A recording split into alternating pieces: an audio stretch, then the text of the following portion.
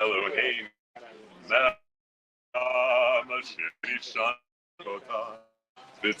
Hanu also great Ra, great also great Ra, also great us great.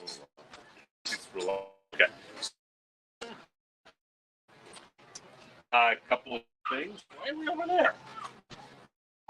Wait till you come over here. You're a good boy. Come on, come on. All right, so first of all, come under the star Friday night, 7:30. It'll be fun. Number one. Number two, if you haven't read holidays yet, please. We need to do it. Three. Got a handout? We're going to have some fun tonight. Witchcraft, magic. Because there is witchcraft, sorcery in Judaism. To deny it, to deny everything. So let me ask you, get into this. What's magic? Come on, what's magic? Somebody, loudly. Something supernatural. Something supernatural. Then everything is magic because everything is Sun's supernatural. So nature. It's magic, okay? But isn't everything? Come on. Sit. Smoking on this side, non-smoking on that side. So everything is magic by your definition, right? If it's supernatural, something that's ordinary, just ordinary. So, right? Something that's supernatural, it's natural. It's just more so. Okay. Who's ever been in love? Had a child? Marriage? Supernatural events, aren't they? So we're going to look at the idea of being able to control the raft, okay, the river of life going, and can you kind of shift a little bit? And what does that belief now belong to? Those that we in Judaism call magical or witchcraft. And there are types of witchcraft. There's where you're changing things. There's things where you use the holy name. There's things what's called necromancy. That's talking to the dead and bringing them back to bed. Because people believe in reincarnation. Welcome back. And so it's about, we can do these things. The reality is that it's perception. Okay? How many of you play this? Play. Clarinet. So if we listen to an orchestra, all right, who does not play an instrument? All right, so someone stand. If we do an orchestra, they're going to hear certain things. You're going to hear more. It will affect them as it affects you, emotionally, spiritually, but you're going to be cautious as to how it affects because of what's happening in the wood. So much so, you can change the mood. You could be playing music, and you could just want to change the mood from happy to sadder and go from major key to a minor key, right? They wouldn't necessarily know what I just said, but they would be affected by the feeling. A major key is bum bum bum bum bum bum bum bum. A minor key is ba da da da da da da da da da da. Makes sense? That's a different feel. Well, that's what life is. And the more you know, the more you can shift to whatever extent help move those currents. Okay? So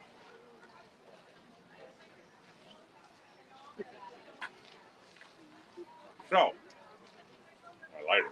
No one need a lighter? I guess no one needs a lighter.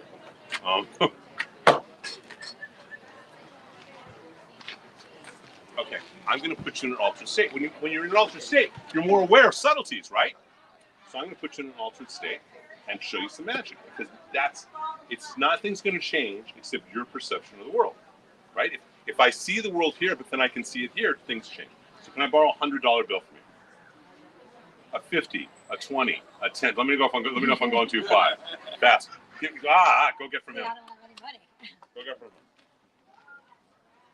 No, don't give it to Orlando. No one trusts Orlando. Okay. No, I don't do dollar bill things. 5 or 10 or 20 or 50 or 100. I'm a married man, sir. So am I. You'll You'll get it back. Someone loan us a 10, 20, 50 or 100. 10, 20, 50 or 100. Okay? Now I'm going to talk about this rate, about this pace, and I'm going to put you into an altered meditative state. That means that you're literally going to perceive the world a little bit differently. Hopefully. Okay? Number 20. Thank you. Okay. Alan, is this the same 10 you gave me? All right. 2 empty hands. I want you to watch carefully. Listen to my voice very carefully. Breathe deeply. Don't lose sight of the 20.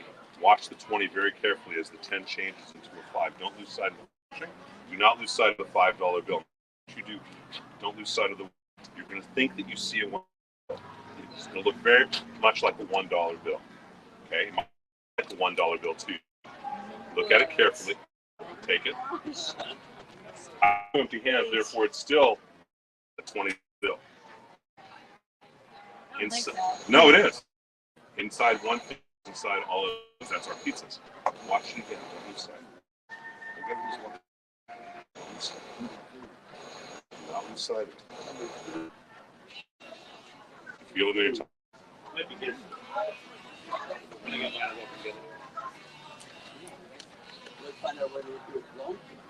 Now, my hands are empty. So what does that mean? That's for our food. Alan, is this the 20 you gave me? Thank you. Go sit down for a second. Alan, you sure you want to get it? Okay, thank you. So, what just happened? What just happened? If my hands are empty, that's still a 20, but it looked different. Or was it sleight of hand? I'm going to sleight of hand. Because you don't want to believe in miracles? But that to me isn't a miracle. That's all. So you don't want to believe in real magic or witchcraft. So in the ancient times, rabbis had to know how to do sleight of hand so they could catch whether the person was actually doing witchcraft or was not. Isn't that interesting? In those days. And I'm not going to tell you if that was real magic or not. So let's start doing a little studying, a little reading. Pull out your papers. And someone please read the first couple of paragraphs. Let's read the first paragraph loudly. Elena, we'll move the camera onto the people as they're reading, maybe. Read it. Who wants to read? Come on. Magic was normally forbidden to anyone who followed rabbinic halacha. Rabbinic law. But the study of magic was not. In some cases it was accepted, in other cases it was even encouraged. And here we may note that it was not only as judges that the rabbis had to have some working knowledge of magic, but as legislators and leaders as well. Isn't that interesting? So magic is discouraged, but the knowledge of it for the leaders, the rabbis, is mandatory. Isn't that interesting? So first of all, what's this tell us about Judaism? It tells us that Judaism accepts magic exists. Sorcery exists. Necromancy exists. It's not just stage magic. Although you're never going to figure out how I did it because my hands were empty, will you? Magic. Okay? It's just a different perception. All right, please continue reading. Loudly. After the doings of the land of Egypt where you dwelt, shall you not do. And after the doings of the land of Canaan, where I bring you, shall you not do, nor shall you walk in their ordinances. So this is telling us as we're going in to Israel that we are forbidden from doing the techniques of the Egyptians, their favorite magicians. How do we know their magicians that they did magic? Someone tell me the story of Moses when he first shows up to Pharaoh after he's seen God. What happens? Snake. Right? So Moses puts us down a snake. That's not us. Oh, that's part of us. Yeah, the peaches don't come. Oh, you're amazing. Who wants some french fries? Yeah, the beef again with the peaches. So we got to open them to eat them. So if you think about it, right? The magicians, Moses throws a staff, turns into a snake. The magicians of Egypt throw 3 stabs, turns into 3 snakes. And his snake eats their 3 snakes. Everyone remember that with Charlton Heston? But if that's the case, that tells us that there are people doing magic, doesn't it? Right? Does that make sense? You guys are so quiet. Yes. So quiet. Okay, please continue. All right, keep going. Please continue. You shall not suffer a witch to live. When you come into the Wait, land, you guys hear? So this is a capital offense. You cannot suffer a witch to live. Go on. when you come into the land which the Lord your God gives Wait, someone you, said something. What is that? What does that mean?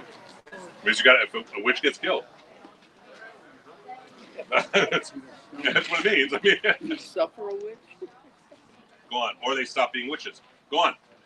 when you come into the land which the Lord gives you, which your God gives you, you shall not learn to do after the abominations of those nations.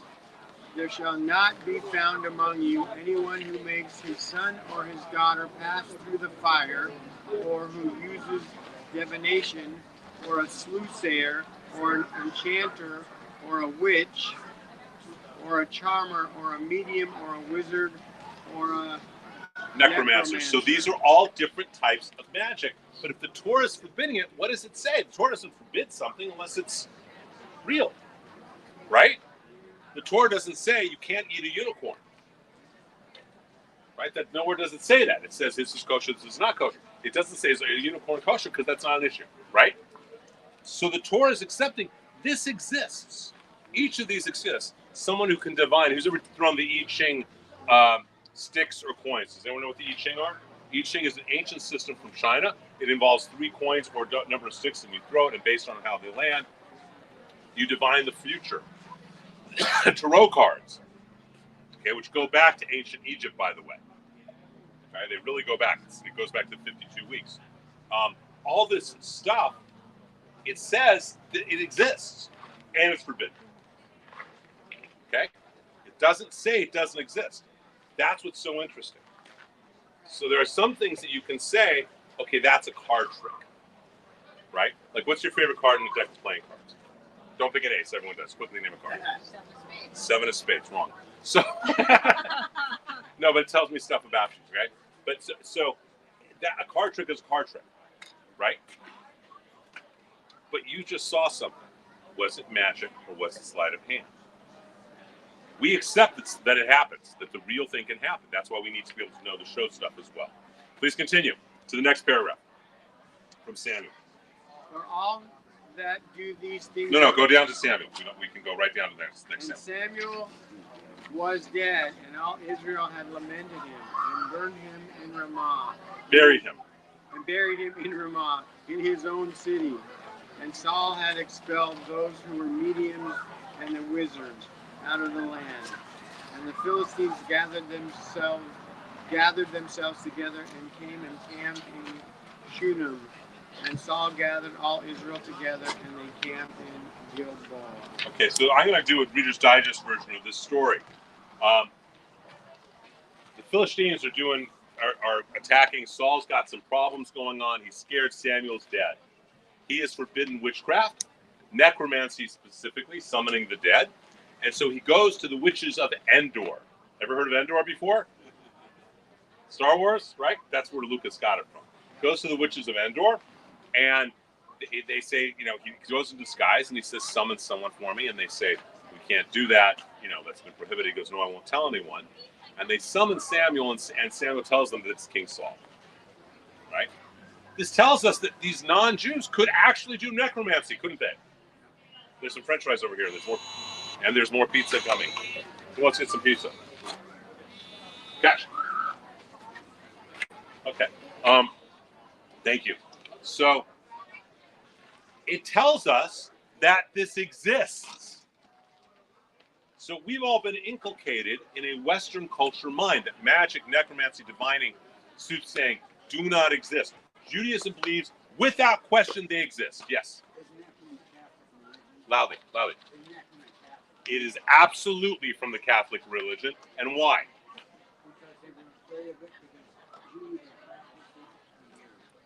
No, actually not because of us. because of pagans and druids. But yes, Wait, what did he say? he said, isn't that because of the Catholic religion? The church, and the answer is yes, because the church wanted to stop, specifically not us as much, but because of the pagans and druids.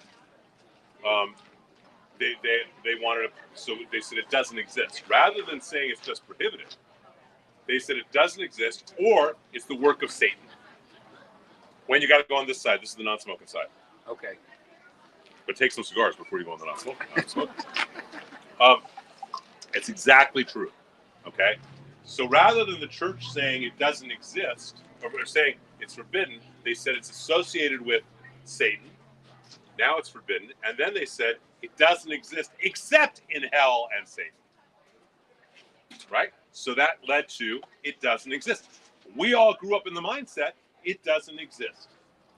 Right? Except on Sukkot, we actually have this prayer where we invite Abraham and Isaac and Jacob and Joseph and Moses and Aaron and David and our own personal dead relatives to show up in our sukkah. Isn't that necromancy? It's actually not. And I'll explain that actually very simply. Necromancy is summoning the dead. We don't summon them, we invite them. There's a difference. All right? Who wants to read at the bottom of page 2? Bottom of page 2. There's none beside him. Do you guys need handouts? We have handouts. Okay. We need glasses, but we don't need Can't help with that. I didn't bring my own, so I did bring a flashlight to make my life easier. Okay. Who wants to read? Bottom of page 2. There is none else besides him. Loudly. There is none else beside him. Rabbi Hanina said, even by sorcery, a woman once attempted to take earth from under Rabbi Hanina's feet. He said to her, if you succeed in your attempts, go and practice it, sorcery. It is written, however, there is none else beside him. But that is not so, for did not Rabbi Yohanan say, why are they called Kashafim? Because they lessen the power of the divine agency. Rabbi Hanina was in a different category owing to his abundant merit. So basically what we're saying is, we as Jews don't deal with this sorcery, witchcraft, because that's taking away from the divine merit. We deal right with the boss, and we talk to him, and he does the miracles for us. Make sense? Okay, please continue. Yanai came to an end. He said to them, give me a drink of water. And they offered him tifa, a drink of flour and water. Seeing the lips of the woman who brought him this moving, he covertly spilled a little thereof, which turned to snakes. Then he said, as I have drunk of yours, now do you come and drink of mine. So he gave her to drink, and she was turned into an ass. He then rode upon her into the market. But her friend came and broke the charm, changing her back into a human being. And so he was seen riding upon a woman in public. So, I'm making no comments about riding the woman in public. But, think about this for a minute. He noticed she was doing sorcery, and he did it right back to her from God. He trumped her sorcery with divine intervention. Does that mean that it doesn't exist, or does that tell you it exists? Or do you say the Talmud is wrong? It exists. Okay. So, thank you so much. Take one back there, too, right? Take one more there to the far end. Take that over to that end, and here's one for this end, and here's the plate. Where'd she go? To get something. Oh, okay. There's pizza for her. Get some pizza. All right. So there's plenty of pizza again. So it's saying that it exists. Please continue reading. This is all from the Masechta Sanhedrin. Rabbi Abaya ben Agri said, in the name of Rabbi Haya ben Abba, Belafim refers to magic through the agency of demons. Belha'adim to sorcery without outside help.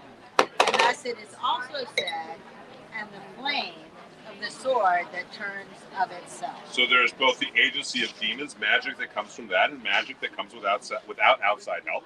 And then there's what Jews are going to do, which is straight with God. Please continue. This is all from Sanhedrin. Baye said, the sorcerer who insists on exact paraphernalia works through demons. He who does not work by pure enchantment. Abaye said, the laws Wait, of... think about that for a minute. In Judaism, if you need exact paraphernalia, that tells you that it's someone who's working as a sorcerer. Forbidden or allowed? Forbidden, right? On the other hand, if someone just uses normal objects, like a $20 bill, or 10, there was a 10 you gave me. No, I can't change it to 100, otherwise I'd stay at home doing it all day. So, right? So, otherwise, if you're just using normal stuff, then in fact, it's not specific paraphernalia. Then, what do you have? It's being done, it's a different website. Now, you're sitting there like with this body language like, I dare you to impress me. Go ahead. Come on over here. Yes, sir. My wife's grandfather came from Burma. Loudly. My wife's grandfather is a very, very orthodox man. And he was considered an excellent Mm-hmm. He was a Jewish exorcist. He wasn't taking away possession. He was taking demons out of the area. Right. Different. And he also, when he was dying, he kicked all of his family out of his business. And for an hour and a half, he was arguing with somebody. And he wasn't there. Welcome to our house. Okay, so No, but you know what I'm saying. I do know what you're. I do know what you're saying. All right, I'm gonna use some normal things you can even close up. So we have two normal things here. I have a $50 and I have a 20 centavo piece. Okay. Okay, the $50 is silver. The centavo is small. The $50 is big. The centavo is small. The centavo. This is silver $50, small copper centavo. Okay. You with me? I'm with you. Can you tell the difference between silver and copper? Yeah. Can you tell the difference between big and small? Yes. We're doing great then. Watch, these are normal objects. Right, put out your hand. Put out one hand. Put it out one hand. Hold it tightly in your hand. Hold it tightly. Okay. Put them behind your back. Put one in each hand, keeping track where the silver $50 is, where the 20 centavo piece is. Okay, one in each hand. I do. You know which is which. I do. Put your hands out like this. This is really cool. Watch this. Alan, you're gonna love this. 1, 2, 3. One of them has disappeared. Wait. 1, 2, 3. It's back. And I fell for it. Oh, hold them tight. Don't do it. This is good. Just for you while you're holding it. You know which silver $50, which is the centavo, right? I do. This is just for you. Walking on water. Okay. So, all right. Jesus Christ. Thank you. Which has the centavo? Which has the $50? Okay. All right. Let's see. Let's see if the $50 there. Okay. There's the $50. Hold your hand tightly. You make the centavo disappear. 1, 2, 3. It is gone. You don't believe me. You would bet anything on it. I would. I feel it. Carrie, what do you want to win? Carrie. Carrie, I feel it. Don't Okay. think of that. I'll tell you what. No. If the centavo is there, I'll buy Carrie a drink. Okay. If the centavo's gone, you buy Carrie a drink. Okay. Open your hand up. Show them. Let them know what it is. How did you? Okay, It's a quarter. it's a quarter. It's not. Oh. What are you man. drinking? Plaza Azul is a really good expensive tequila. Go on and sit down. Magic. Yeah, I but did it how very did well. you do Actually, that? very, Because I was holding it tight. I did it very well. Thank you. So, point is, it's just about shifting perceptions. Are you using a natural? Hey, welcome home. Are you using a natural object, or are you using something special, paraphernalia? If you're using paraphernalia, it implies either sorcery or state. Please continue. Finish reading that section. Abaye said the laws of sorcerers are like those of the Sabbath. Certain actions are punished by stoning. Some are exempt from punishment, yet forbidden, whilst others are entirely permitted. Thus, if one actually performs magic, he is stoned. If he merely creates an illusion, he is exempt, yet it is forbidden, whilst what is entirely permitted, such as was performed by Rabbi Hanina and Rabbi Oshaya, who spent every Sabbath Eve in studying the laws of creation by means of which they created a third grown calf and Eve. All right, so if you're doing magic, it's forbidden. If you're doing a show, and you can be stoned. If you're doing a show, you're not supposed to do it. If you're doing it for the sake of God, in other words, you're doing it to demonstrate, teach God, teach about Judaism, teach or whatever, it is encouraged. It's allowed. Right? And I will give you a clue. Honestly, I did not. I mean, your brain chemistry did change. Okay? Because whenever you see a magic trick, your brain chemistry changes because there's a part of your brain that says it doesn't believe what it's seeing with its own eyes. But I did not do anything. That was purely sleight of hand. It was just really, really good. So, okay. So, but it's to teach that certain stuff is allowed. Other stuff is not only forbidden, but you got to be stoned on it. All right. Who wants to continue reading at the bottom of page 3? And who wants some pizza? Over there, over here. There's pizza. There's French fries. Who wants to read? Somebody, come on. It has been taught from there? It has been taught. Okay. Abba Benjamin says, if the eye had the power to see them, Nice and loudly. no creature could endure the demons. Abaya says they are more numerous than we are, and they surround us like the rig around a field. Arhuna says, everyone among us has 1,000 on his left hand and 10,000 on his right hand. Rabbah says, the crushing of the Kala lectures comes from them. Fatigue in the knees comes from them. The wearing out of the clothes of the scholars is due to their rubbing against them. The bruising of the feet comes from them. If one wants to discover them, let him take shifted acid and sprinkle around his bed. And in the morning he will see something like the footprints of a car. If one wishes to see them, let him take the afterbirth of the black she-cat, the offspring of a black she-cat, the firstborn of a firstborn. Let him roast it in fire and grind it to powder, and then let him put some into his eye, and he will see them. Let him also pour it into an iron tube and seal it with an iron signet, that they should not steal it from him. Let him also close his mouth, lest he come to harm. RBBB Abaya did so, saw them, and came to harm. The scholars, however, prayed for him, and he recovered. Bavli Birchat 6a. Okay, so we all have demons around us is the idea. And that's why scholars' pants fray so easily. They wear out. And the idea is that they're around us, but we stay protected. Why? We do this in a class in Angels and Demons. Why is it that we don't worry about demons, we don't worry about necromancy? Why don't we worry about any of that stuff? Come on. God will protect us. What? God will protect us. Bingo. We're dealing with the boss, not the intermediaries. It's exactly why.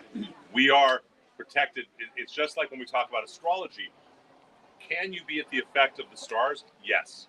Can you do astrological divination? Yes. There's Jewish astrology. It's very detailed. It involves letters and names and stars and planets.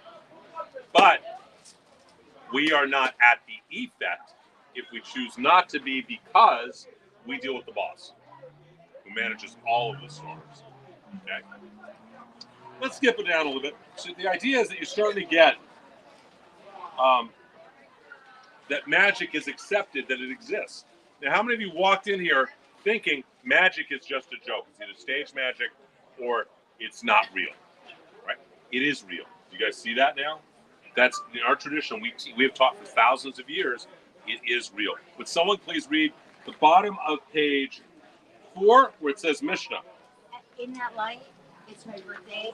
We're going to go celebrate. So we're disappearing. Happy birthday to you. Happy birthday to you. Happy birthday, happy birthday, happy birthday to you. Yom Haledet Sameach, Yom Haledet Sameach, Yom Haledet Sameach, Yom Haledet Sameach. Thank you. Go celebrate. I thought you guys were still out of town. I thought I saw a picture of you on Facebook that you were out of town or something. Portugal. What? Yeah. Portugal. Yeah. Portugal. Portugal. Not for my birthday. We're staying here. This is for me. Thank you. I'm sorry. Good to see you guys. All right, so who wants to read where it says Mishnah? Come on, someone read where it says Mishnah in the Gemara. Come on, Mishnah. Somebody. Go. Down there. Mishnah, the following are stoned. He who cometh incest with his mother, his father, wife, or his daughter-in-law, he who sexually abuses a male or beast, the woman who commits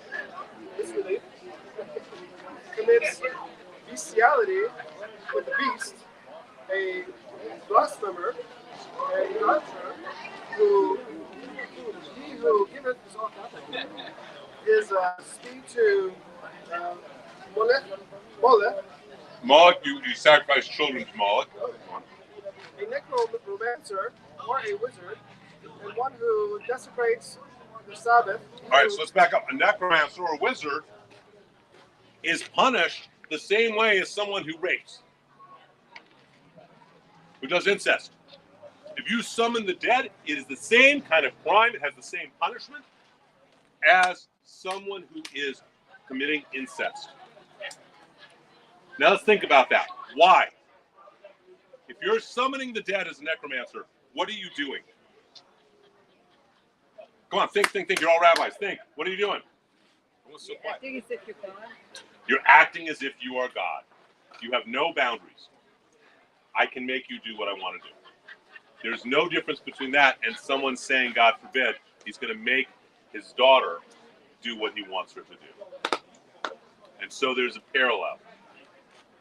That also implies that we know that it exists, that you can do that. Just like we know incest does exist, but God forbid anyone does it.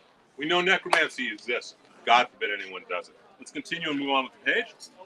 Molech, a necromancer, or a wizard, one who desecrates the Sabbath, he who curses his father or mother, he who commits adultery with a betrothed maiden, he who incites individuals to adultery, he who seduces a whole town to idolatry, a sorcerer, and a wayward, and a rebellious son. These are all circumstances. Hold on, let me just.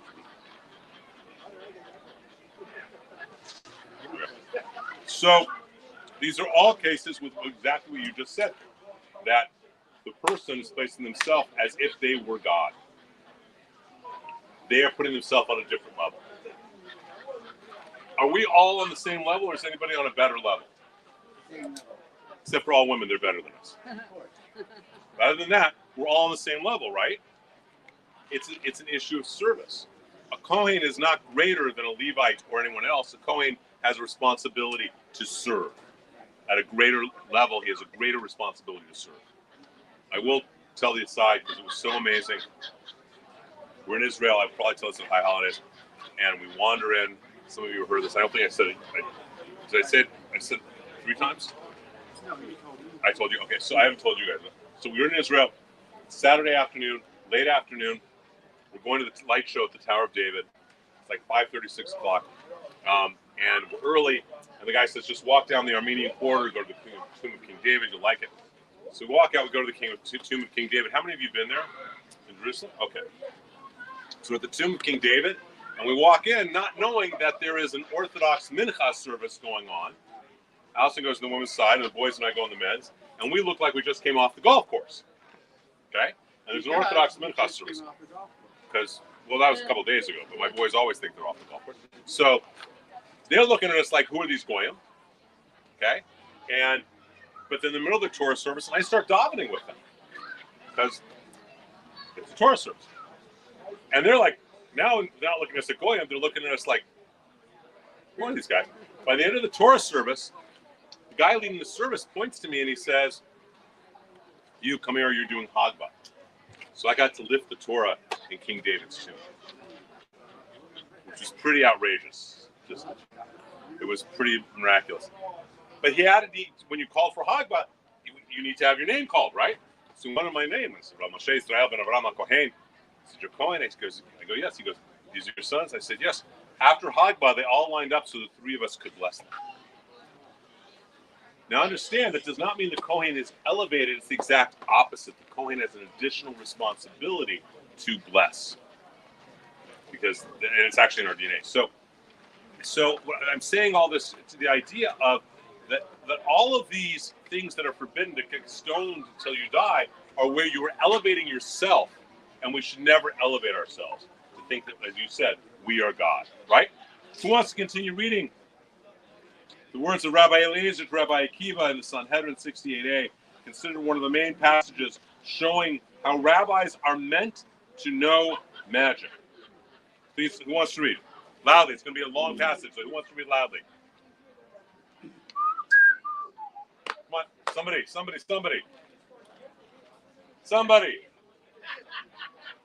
No, I'm not going to go. Alan, loudly. Much Torah I have learned, yet I have but skimmed from the knowledge of my Loudly, Alan. You got to make it all the way to the microphone. as much as a dog lapping from the sea. Much Torah have I taught, yet my disciples have only drawn from me as much as a painting stick from its tooth. Moreover, I have studied 300 laws on the subject of a deep great rock, yet no man has ever asked me about it.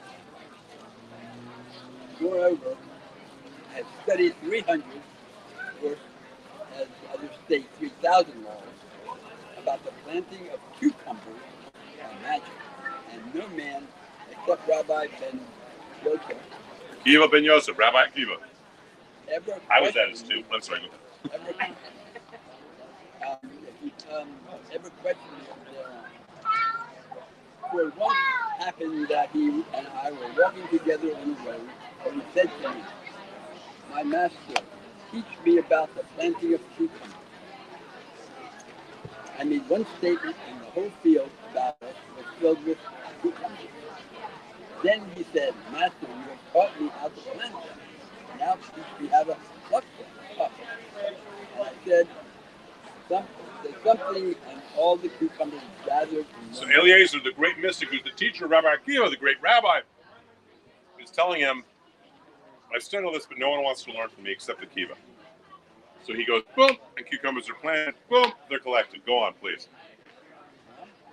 Talmud then has a long passage about Rabbi Eliezer dying while answering the question about cleanliness, and then continued immediately after the death. Then Rabbi Yeshua arose and explained, the vow is a null, the vow is a null. In the conclusion of the Sabbath, Rabbi Akiva met his fire being carried from Caesarea to Lydia. He threw in pieces of flesh until blood flowed down upon the earth. Then Rabbi Akiva commenced his funeral address.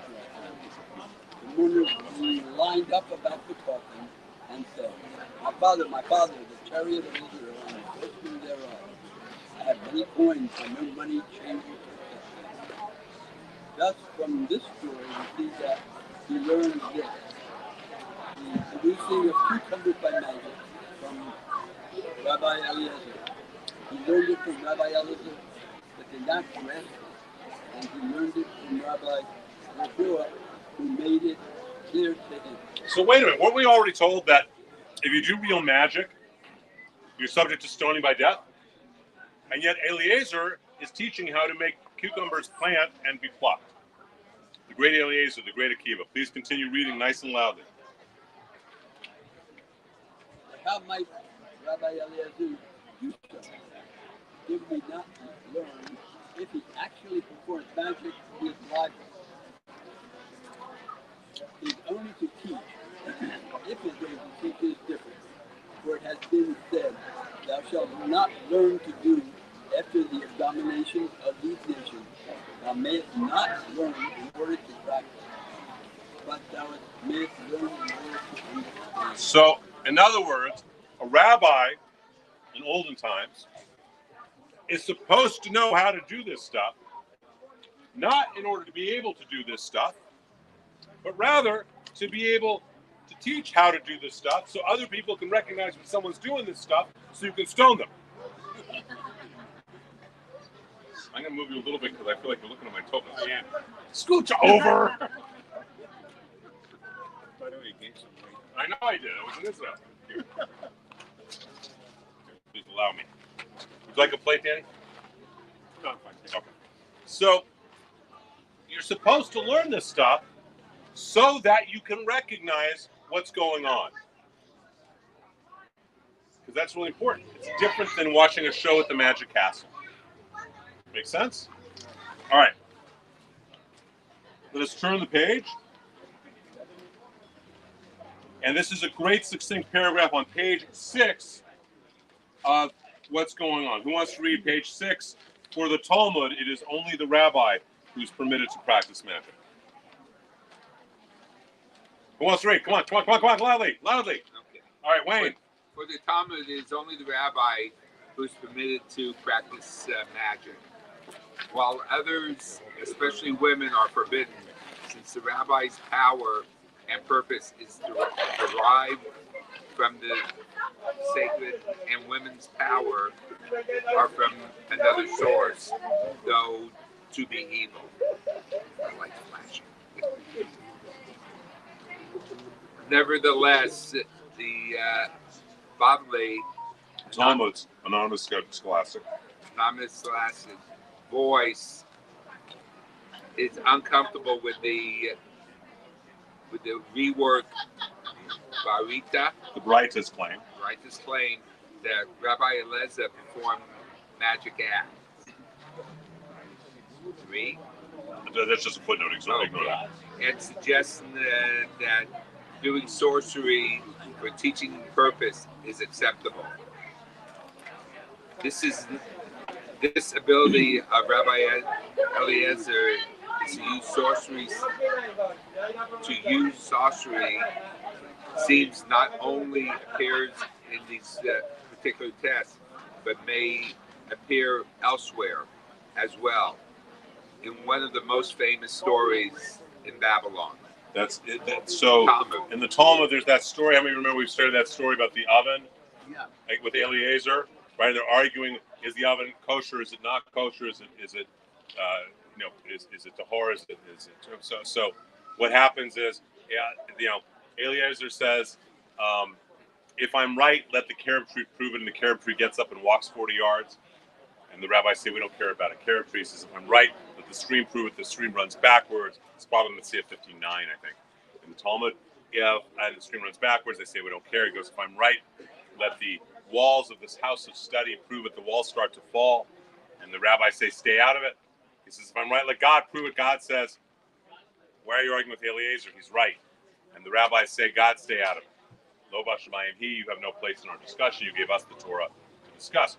Eliezer does these magical acts.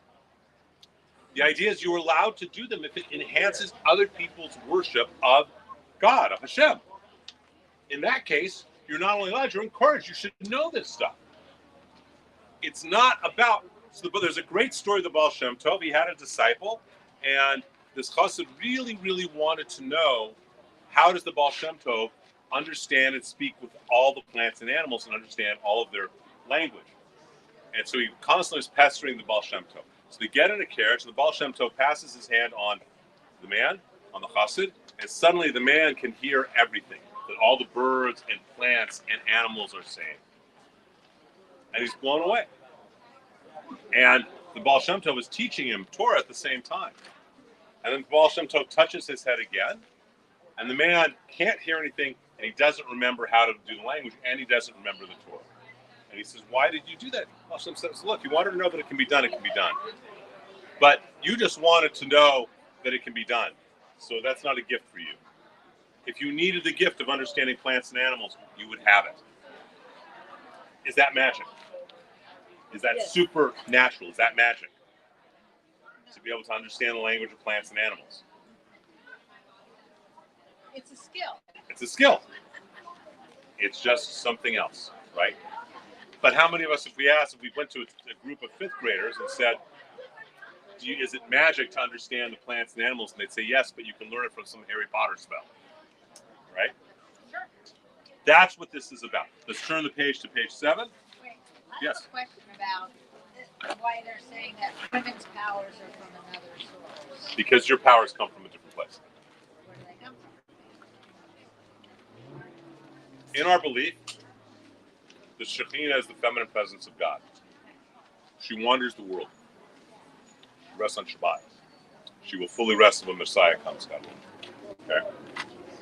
Everything in Judaism, pretty much, that is inherently sacred, magical, for lack of a better word, is feminine.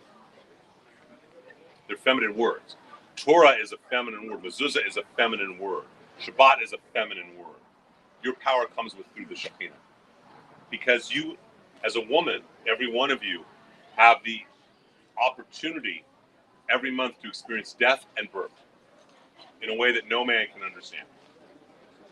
And if you actually have given birth, you have done the ultimate magical act, haven't you? Literally, you have been part of the ultimate magical act. You have gone from taking nothing and making it into something. So it comes from a different place.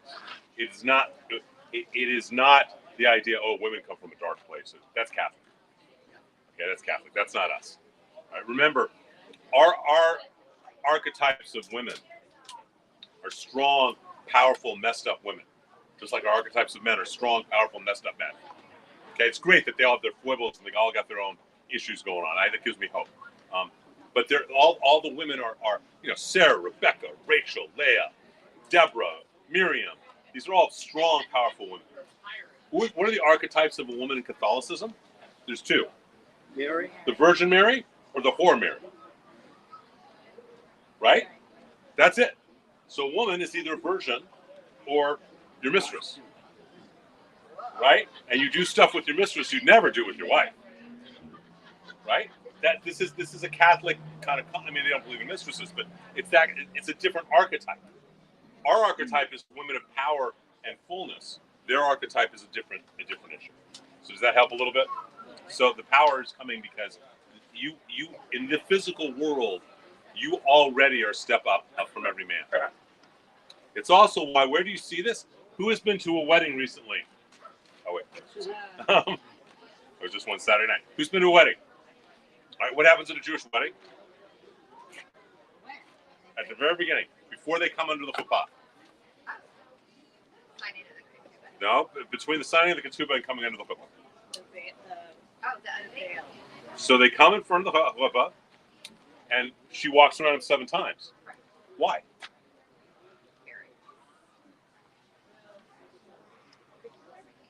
Because she knows half of everything. It's part of the half she doesn't know. So why does a woman walk around a man? Because she's protecting his soul. And because she's she's marking her territory. But it's really because she's protecting his soul. That's pretty. It's beautiful. Yeah, that's really not. That's really.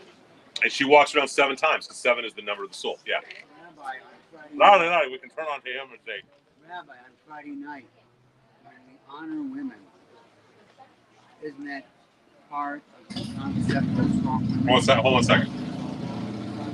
Wait till the motorcycle guy is on. They created mufflers for a reason. Go ahead. When we honor women on Friday night, With Eshet Chayil. right, part of what's talked about. The Eshet Chayil is a little bit different.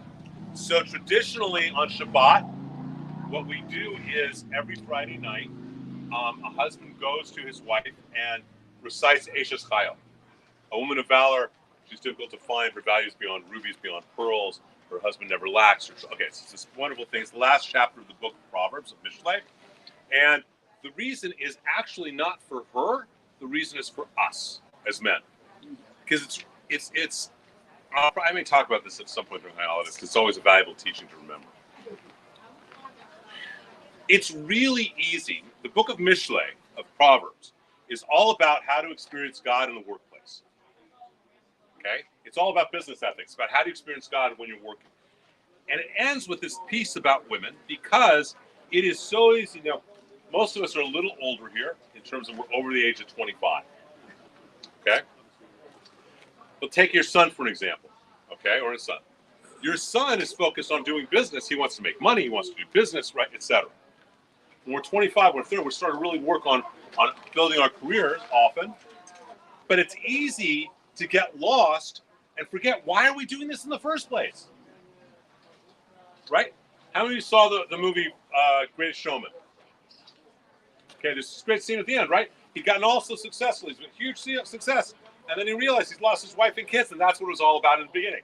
That's why he was becoming successful. It's easy to get lost in the workplace. So Ashes Chayil, that last passage from Proverbs, is not for them, it's for us. To remind us why we're working in the first place. Why are we doing all this? Okay, it's so easy to say, you know what, boys, I'm sorry I don't have time for you right now because I'm making a living. When in fact, I'm making a living for the boys. Right? So it becomes a whole different, it's a very hard, a different passage. Does that make sense? That's why we honor the women at that point. But the idea is that women are not, their magic is internal. Because every month, okay, all the men are on this side. So every month, okay, there's a mechitza right here. A couple of you crossed the mechitza, but that's okay. Every month of your adult life, you experience death and birth. The potential of death and the potential of rebirth. That is not something any man can ever really ever know. Just like how many of you women are mothers? Okay. So there is no way, I don't care how empathetic I can be, I will know what it was like for Allison to pass 2 watermelons through the eye of a needle. Okay? It just doesn't happen. We just don't know. Okay? So does that make sense to you guys? So that's why your power comes from a different place. Okay? It's literally in your body. Okay? Please continue. We are on page 7. Actually, Leo, let's go to the middle of page 7, because this is a great story where it says, this is one of the books of the mysteries given to Noah, okay, by the angel Raziel. Okay, it is a practical incantation book. It's a book that we talked about a little earlier. Someone please read about the Maharal of Prague. Rabbi Judah ben Bezalel. Who wants to read loudly? I'll get one of these other people, and they're going to be very upset at me. Who wants to read? Come on. Somebody. Danny, thank you for volunteering. Okay, he didn't volunteer. Well, you have glasses on. You're the only one here who brought smart enough to bring his glasses. Come on, who wants to read? Are we starting at this is one or the Maharal? No, the Maharal of Prague. The Maharal of Prague, Rabbi Judah ben Bezalel, was a great scholar and mystic, a direct descendant of King David, known for writing amazing textual commentaries, as well as for creating the Golem of Prague. The Maharal taught that the number 8, as in the 8th night of Hanukkah, was the key to extending past the limits of nature, as represented by 7, the 7 days of the week, into that which many of us would call magical. Okay, you guys following this so far? 7 is the 7 days of the week. Each of them have a different energy. On 7, it says, on the 7th day, God gets the soul, God rests and gets the soul. But 8 is outside of that cycle, isn't it? By the way, when do we do the Brit Milah, the eternal covenant with the boy? On the 8th day. Please continue. So the Maharal's thesis, which we proved, was that 8 is the number of supernatural, of what is in the physical world, but even more. Please continue. His creation of the Golem of Prague is one of the great Jewish myths. How many of you heard of the Golem? Okay, please continue. The story is told in many ways, most commonly that the Maharal created a golem out of clay from the banks of the Volata River and brought it to life through rituals and Hebrew incantations from the text of Sefer Yetzirah to defend the Prague ghetto from anti-Semitic attacks and pogroms. Rabbi Lowe deactivated the golem on Friday evenings by removing the holy name of God, called Shem, before the Sabbath began, so as to let it rest on Shabbat. Hold on, let the motorcycle go by.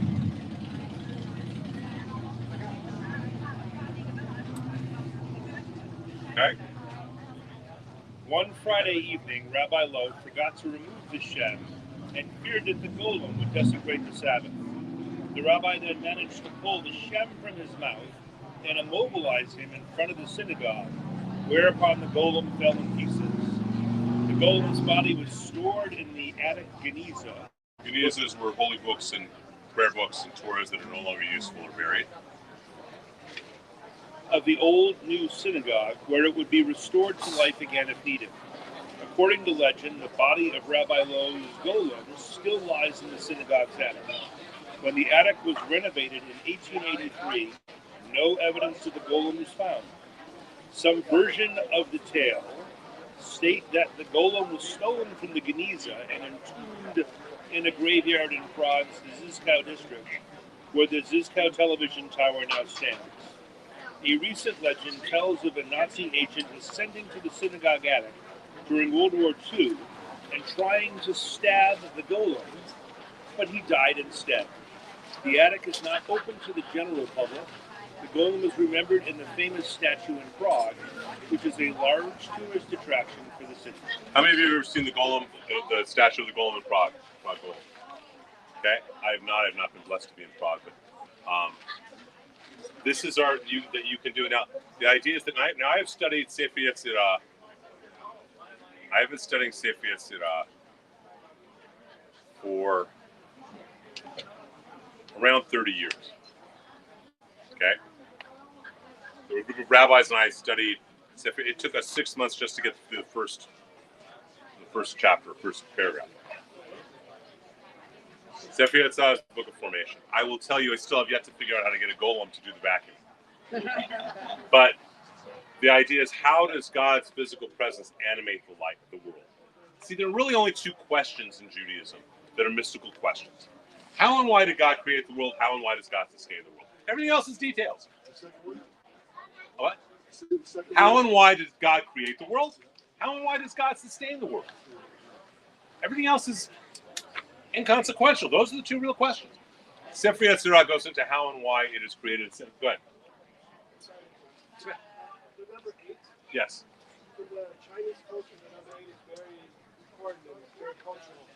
Any hotel you go to is all built on 8. Yeah. Is that any relation? You know what? I think that the relationship is two different cultures that recognize truth in the same way. It's kind of like the Lakota Indians use a medicine pipe, Chanupa. We have the 4 species of the etrog and lulav. We use it exactly the same way. They're both used the same way. The symbologies are the same way. The stem and the bowl are the same as the palm frond and the etrog. They all have the same symbology. Does that mean one came from the other? I think it's just, wisdom and awareness is wisdom and awareness. So what happens? The golem is created through all of these understandings of how the universe is created from Sefer Yetzirah, which is attributed to our father, Abraham Avinu. Okay, that's who it's attributed to. It's codified, it's written down by the 1st, 2nd century, but it's attributed to Abraham, our patriarch. And it's about, this is where, how many of you ever heard about, Sefirot? The energy center is called Sefirot. Much of what you've ever heard about Kabbalah actually stems from Sefer Yetzirah. It's why when I teach about Jewish mysticism, I don't like calling it Kabbalah, we call it Jewish mysticism, and we start in Tanakh and Talmud and Sefer Yetzirah, because it's such a powerful text. And apparently, using that text, the Maharal of Prague was able to create a golem to protect his people. How many think that actually happened? How many think that did not happen? How many think maybe? Maybe is a great answer. Maybe is a really great answer. No is not such a good answer, because you're denying something that you don't know. Yes is a good answer because it's based on faith, but not necessarily, on the reality. Maybe it's a really good answer. All right, let us continue to the page. Actually, before we do, so I got a question. So what's your favorite card in deck of playing cards? You. Don't pick an ace. Everyone picks an ace. Quickly name a card. 8 of hearts. Just tells me something about it. I'm just trying to find out about it. Okay, so who wants to read the next paragraph that says some words of Rabbi Nachman? Who wants to read loudly? Some words of Rabbi Nachman. Who wants to read? Come on, somebody loudly. Don't make me pick you. I will. I'll go to the man over there speaking Arabic. Come on, somebody. The only problem is the only words I know in Arabic are swearing. Why do you keep pointing to Carrie if she doesn't? Carrie, would you like to read loudly? Oh, I would love to. Okay, great. Let's get Carrie. She's good. I'm not good. Loudly. Okay, we're on 8. Where it says some words of Rabbi Nachman. I just can't start. Whoever makes use of unholy names will be harmed by everything around it. Witchcraft only has the power to harm the humble. And since all Jews are humble, it doesn't have power. Please continue. From Wings to the Sun by R. Rabbi Avram Greenbaum, my friend who I just saw a couple of weeks ago. I'm sorry, I just can't see. You want to come over here? Come over here. No, I'm right now. I've got the light up. Abraham Greenbaum, a major 20th century treatise on Jewish healing. In the paragraphs below, we see how magic is not everyone is important, but that ultimately everything is about deepening our own personal relationship with God. Although Rabbi Barclay does not appear to directly address the subject of visualization as a method of healing, the Bible itself provides an instructive example of what might be called a visual cure. In the course of the children of Israel 40 years of wandering in the wilderness, the people complained against God and Moses, causing a plague of poisonous serpents. In response to Moses' prayer for help, God told him to make a serpent and place it in on a pole, and everyone who has been bitten will see it and live. And Moses made a bronze serpent and put it on a pole, and the serpent had bitten a man, and he gave the bronze serpent, he lived. Okay, so think about that, right?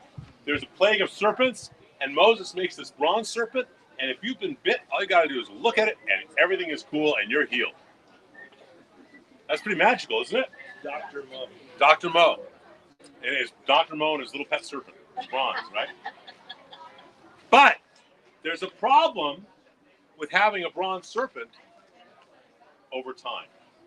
Please continue. After the Jewish people came into Eretz Israel, the bronze serpent was preserved. However, in later times it turned into an object of cult worship, and we find that King Hezekiah, besides putting away the book of remedies, also broke in pieces the bronze serpent that Moses had made. For until that time, the children of Israel used to make offerings. So there's a book of remedies Hezekiah had that had the remedy to every disease that ever is, was, or will be. Okay? Every disease. Every ailment, he hid it.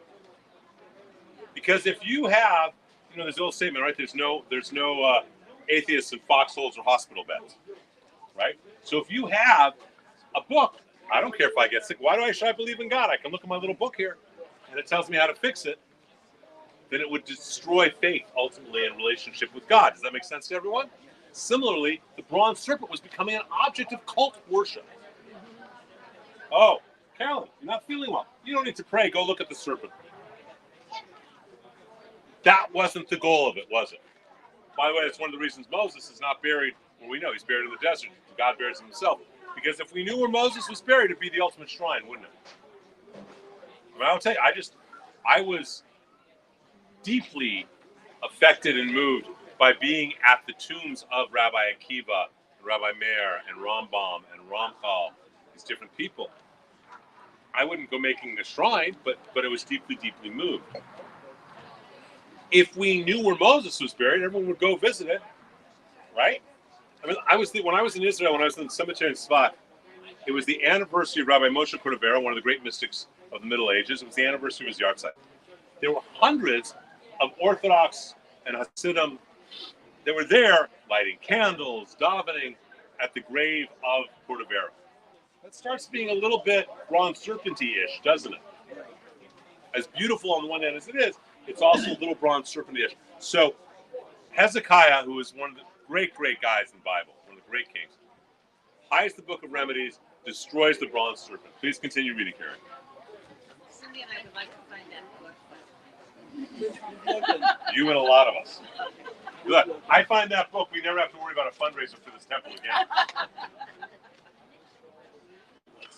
Hezekiah's objection to the bronze serpent can perhaps be understood in the light of the famous rabbinic comments on the episode in the Witchcraft. Does the serpent kill and does the serpent give life? No. When the Jewish people looked upwards and submitted their hearts to the Father in heaven, they were healed, and if not, their bodies rotted. It was not the bronze serpent that healed. Its only value lay in helping the sick to direct and focus their attention on God as the true source of healing. As soon as people attributed healing power to the image itself, they turned it into an idol, the negation of our faith, and as such, it had to be destroyed. Does that make sense to everyone? Okay, who wants to read the last part? Magic and manipulation. Come on, somebody. Everyone's volunteering everyone else. The story of bronze Loudly, serpent. loudly. The story of bronze serpent teaches the true spiritual healing is not a matter of attempting to employ spiritual technique in place of drugs, surgery, etc. As a way of making adjustments in the natural world, this would turn spirituality into little more than a form of magic. Rather, spiritual healing, meaning opening ourselves to the beneficial spiritual influence God is constantly sending into the world to bring harmony, health, and healing. They will indeed do this if we will just allow them to work without interference. God created the human body to be healthy, and He revealed a code of conduct, the Torah, that when faithfully and joyously observed, fosters balance on every level, spiritual and physical. Diversion from this code leads to imbalance, which may cause physical illness. In order to be healed, it is necessary to turn our eyes back to God and His Torah in order to open ourselves to the spiritual influence that can restore harmony. The Rambam, Maimonides, the great physician and scholar and mystic, Rambam taught that what you need to do is appeal to the angel of healing. The angel, it's not the medicine that is doing it. It's the angel that is the messenger that is using that medicine to bring you closer to God. And this is not just true in our culture. There's a wonderful book called The Dancing Healers by Dag Hammarskjöld. Came out in the 80s, I think. And he tells this story of when he was a young doctor and he was doing his internship for the Bureau of Indian Affairs in it's called The Dancing Healers, and he's doing it for the hospitals, the Indian hospitals in Arizona. And he gets to a Navajo hospital, and there's this little old Indian sitting there. He's about to work on it, and the Indian says, "Wait a minute, where's your dance?" And the man says, "What do you mean my dance?" Got some cigars over here. He says, "What do you mean my dance?" And the Indian guy says, "Look, I was the healer of my tribe, and you got to have a dance. If you don't know your dance that connects you to God, you can't be really a healer." And so Slivian gets up and he does a little shuffle and does his dance. And the whole book is about the author finding his dance so he could be a healer. It's not that we appeal that the medicine is doing it because the medicine might work for one person and poison another. It's the issue of the spirituality and how the medicine connects us with God, with humanity, etc. Please continue with the last paragraph. Rather than trying to manipulate nature, the spiritual approach is to put our main effort into seeking to influence that which most lies within our power, to affect our own hearts. Our task is to establish and deepen our attachment to God and to the Torah code that brings balance and health. Perhaps it is significant that in meditation practices have proved the most effective in promoting healing, and are also the less disputed even among Orthodox practitioners, or those that are more passive, involving not doing. Opening oneself to salutary mental states and leaving the divinely created body to adjust itself without interference, rather than actively trying to manipulate the physical realm through some kind of spiritual technique. So, whether it's healing, which is miraculous, magical healing, I mean, think about it. Aspirin 2,000 years ago would be considered magic, wouldn't it? Penicillin would be considered magic. whether it's the healing properties of herbs or whatever else, whether it is changing what is normal nature, whether it is anything. The idea of magic is we accept it exists, but we are only allowed to use it to further and deepen our relationships with God, to have wonder. Speaking with someone today who had lost their father, and they made the comment that they had started a scholarship. He'd been a professor at CSUN. They had started a scholarship years ago called the Wonderment Scholarship, because her father was into what is the wonder of a question. And the goal of any of this is simply to understand we do not do sorcery. We do not summon the dead. We can. We just don't do it. If you're a rabbi or a leader, you should know how, but not do it. And anything you do of magic, whether it's show or whether it's something else, can only be to enhance and deepen people's relationship with God. 35 years ago, give or take, I'm on the Yaqui Indian Reservation at ceremonies, and in the middle of a couple of thousand people, and some of Valencia, who is the chief of this nation, first chief in 500 years. At one point in the ceremonies, he goes like this, says some words, and a dust devil appears next to him. And 5 minutes later, he does the same words, same movement, dust devil appears next to him. 5 minutes later, he does it again. I used to stay at Anselmo's house. So after the ceremonies, I'm in his house. I go, Anselmo, what was the deal with those whirlwinds? Looks at me and goes, well, Michael, there was so much energy there. If I hadn't made 3 little ones, the Creator would have made one big one, and we all would have blown away. It wasn't about him, was it? It was about, look what God can do. That's where magic is. We do not question that sorcery exists. When someone comes and says that they're doing tarot cards, we do not question that that is a possibility. But it's not what we do, but it's forbidden. And I will give you a great example on why tarot cards are forbidden. When I was a student at UC Berkeley, how many have been to Berkeley? Okay, so Telegraph Avenue goes from the campus down to People's Park and beyond. And right around People's Park, like Durant and that area, you had all these, back in that day, you had all these street guys and all sorts of... Still.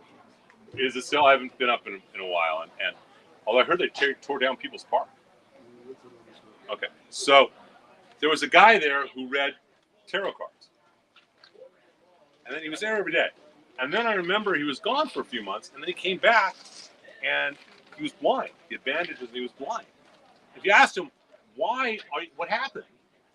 This was his answer. I saw in the cards that I was to be blind, so I blinded myself. Now do you see how sorcery, I'm not questioning whether he could or couldn't read tarot cards. I have no idea. I never sat with him. But do you see why that's forbidden? It's all about God. And that's true with everyone. What's your favorite card in a deck of playing cards? 8. Don't pick an 8. Ace. Everyone picks an ace. 8. 8 of what? Spades. Spades. And Daniel, what's yours? King of Hearts. It tells me something about it. Okay. So does that make sense about how this all kind of... What questions do we have about sorcery per se? Any questions about this? Yes. So you can't summon the dead. No, you can't. It is possible to summon the dead. No, it is forbidden to summon Correct. the dead. And you can be stoned for that. But if the dead just came to you and started talking... Thumbs up, baby. Moreover, you can invite them. We do it on Sukkot. Be seated, exalted guest. Be seated, faithful guest. Be seated in the shade of the Holy and blessed be He in His presence. Tonight we invite Abraham, Isaac, Jacob, and so on. So you can invite the dead. You can't summon them. You're forbidden from summoning. You don't get to do a Ouija board and say, I'm calling back, Uncle Shmuley. Right? But if Elijah decides he wants to teach you Torah every night, welcome. Just make sure you share the Torah. Yeah. Right? Yeah. That you share the teachings in some way. Go ahead, loudly. There was a piece of that last passage where they tied together the whole spiritual concept of blending the herbs and the relationship with God. used the term it's good for your physical health. It didn't say physical and mental health. It didn't say physical and mental health. So it was almost as if it was purposeful. Right? That's right. Rabbi Abraham is always purposeful. He's been a friend and teacher for over 30 years. I was so happy to see him smile. I thought it was interesting because I'd imagine that the hardest thing to sort out is the person who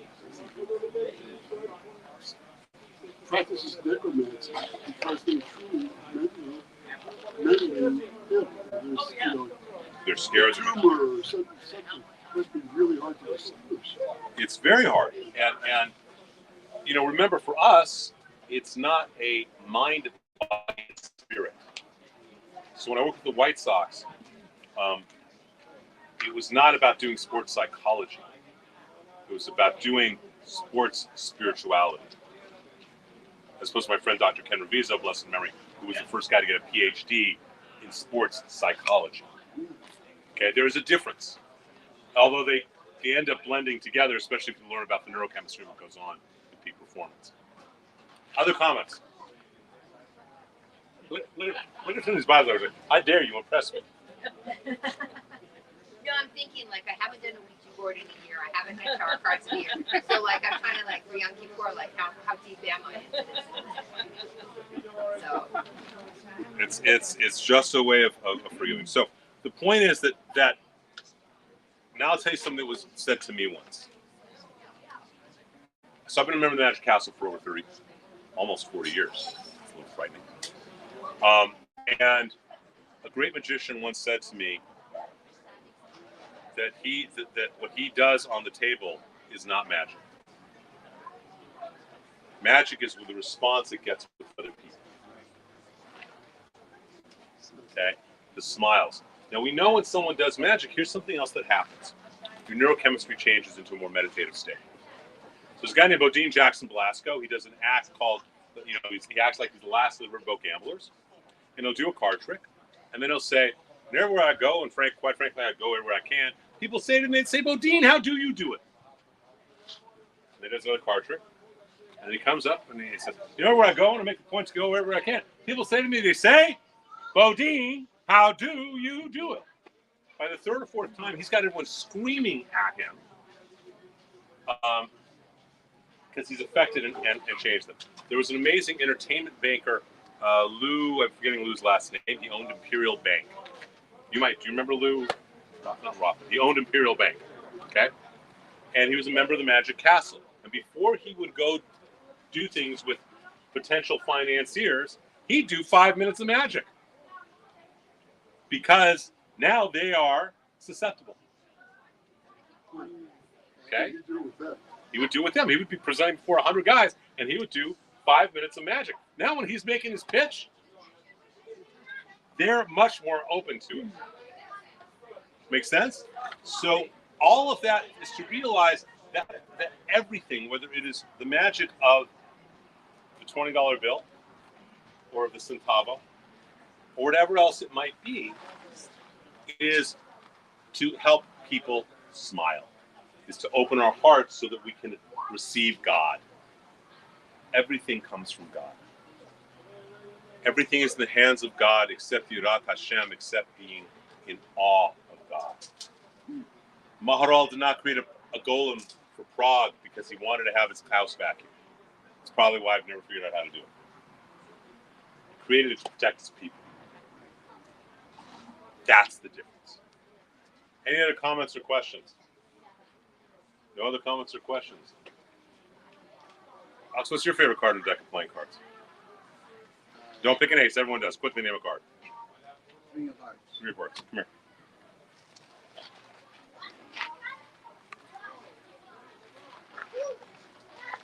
Oh, wait, I forgot. You fifth. No. Okay, come on. Are you sure for real? The normal cards.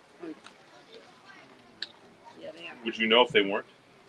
If they were all the same card, Okay. I would have a suspicion. Make sure they're normal. All right, come here, Al. Stand right there. I'm going to show you a lot of cards. Don't tell. I just want you to see one. Remember one that you see. Ready? Remember one? Try it again. Do you remember? Just remember any card you see. I don't really care which one. Just remember one card. Got one? It's not the bottom one, is it? Nope. Put it your hand palm up, please. Don't tell me if I'm right or wrong. What was the card you remembered? 7 of clubs. You sure it was the 7 of clubs? Yes. 100% sure? Yes. Would that be cool if that was the 7 of clubs in your hand? Yes. I think it would be more than cool, actually. But are you sure it was the 7 of clubs? Are you sure it wasn't the 7 of spades? You're not sure? Okay, look, if I rub it on your shoulder, we can change it to the 7 of spades. It's no big deal. Sit down. Carolyn, reach. No, not Jesus, but thank you. Take one. Take one. Just one. Look at it. Show it to Alex because he likes that card. Got it? It's the same one you liked. It is the same card, isn't it? Okay, just making sure. I'd like you to just say stop anytime you want. Say stop. There? Like that card or another card? You want that one or another one? The one you stopped on? Go ahead, take it. See, when you weren't looking, Alex, show it to him. I've seen the trick. So when you weren't looking, bring it back. Now, is this magic or sleight of hand? Does it make you smile? Yeah. See, it's all 7 of clubs. No, it's a normal deck of playing cards. We're going to do one more. Who likes to gamble? Sit down. Who likes to gamble? Rabin. It's Ramin or Rabin?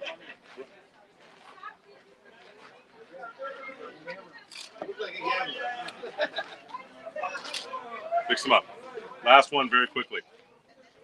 So I'm going to try to make you all do his magic. He's like, I don't believe it. We're going to do one other thing to make him, to try and make you all smile at your expense. Did you mix them up? Do you remember the cards? Can I shuffle them too?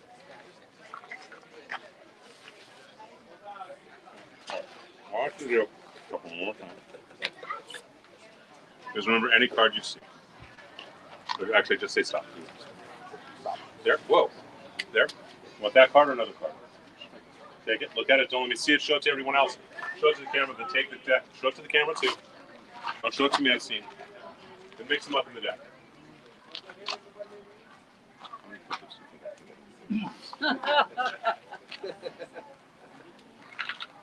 Last one, very quickly.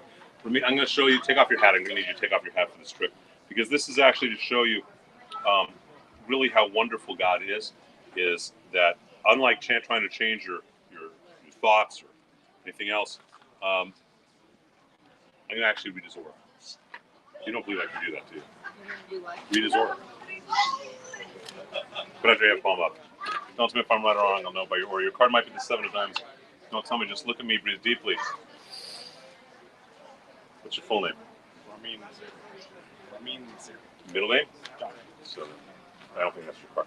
Card might be the Jack of Diamonds. Don't tell me. Just relax. What city were you born in? Card might answer. Your card might be the Ace of Diamonds. The Ace of Diamonds. Don't tell me. Just relax. How old are you? The card might be the 4 of Hearts. It might be the. Ooh. That's your card. I'm so sure of it. Hey, leave it alone. I'm so sure of it. I would bet you on it. I don't bet money. I bet more interesting things. I'll make a little bet, a big bet, or a huge bet. That card over there is your card. Huge bet. That's not. Where do you live? That's not your card. I will buy you dinner and drinks at your choice of any restaurant in Calabasas, Agoura, or Westlake Village. Yeah. If that is your card, you drop and give all of us 20 push-ups right here, right now. Oh. You said a huge bet. Bet? All right. What was your card? No, that's over there. Tell the truth. I don't trust you. Alex, was the Jack of Diamonds? Was the Jack of Diamonds? Look at the cards in your hand. I didn't see it. Isn't that in your hand? Would you please turn the card over there?